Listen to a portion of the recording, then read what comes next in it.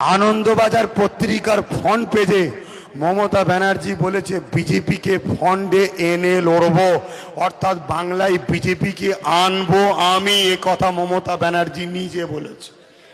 তাহলে মমতা বাংলায় বিজেপিকে আনলো কে? জোরে বলুন। আমি বলছি না, মমতা ব্যানার্জি নিজে বলছে। নিজে বলছে, আমি বলিনি, নিজে বলছে। 1998 সালটা মনে রাখবেন, অটল বিহারী বাজপেয়ী হাত ধরেছে মমতার, এইরকমদের হাত ধরে জোট করেছিল। আব্বাস সিদ্দিকীর জোট আছে নাকি? মমতা 1998 বিজেপির থেকে এজেন্ট নিয়েছিল যে আমাকে পয়সা দিন, আমি কথা দিচ্ছি পশ্চিম বাংলায় পদ্ম ফুল ফুটাবো। আজকে তুমি বলো তো দেখি, 2011-র আগে কালীঘাটে তোমার কি ছিল, আর 10 বছর পরে কালীঘাটে হাফ সম্পত্তি তোমার হলো কি করে? জবাব দাও তো।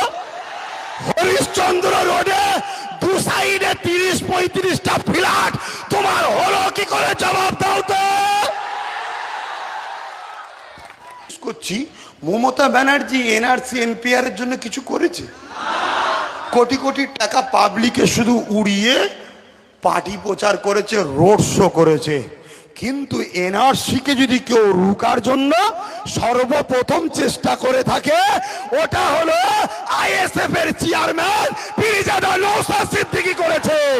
সুপ্রিম কোর্টে গেছে, সুপ্রিম কোর্টে গিয়ে কেস করেছে।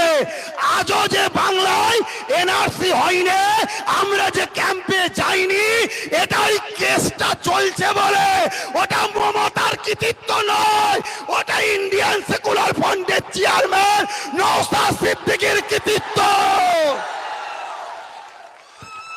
কথা বুঝে আসছে না? নাই। কিন্তু এই মমতা 2005-এ সর্বপ্রথম স্পিকারের মুখে কাগজ ছুঁড়ে মেরেছিল, বাংলায় এনআরসি করতে হবে। ভুলে গেছেন আপনারা? এনআরসি হলে ক্ষতি কাদের? মুসলমানের। এনআরসি হলে ক্ষতি হবে গরিবের। বলুন, গরিব কি মুসলমানকে গরিব বলে? হিন্দু গরিবটা গরিব নয়, আদিবাসী গরিবটা গরিব নয়। আদিবাসীদের জল জঙ্গলের কাগজ দেখাতে পারবে? কোনো জায়গায় আদিবাসীরা কাগজ দেখাতে পারবে? সব তো সেই বামেদের দিয়া পাট্টা, খাস জায়গায় ডিবিসির ধারে বাস করছে, সব নিজে ক্যাম্পে ভরবে।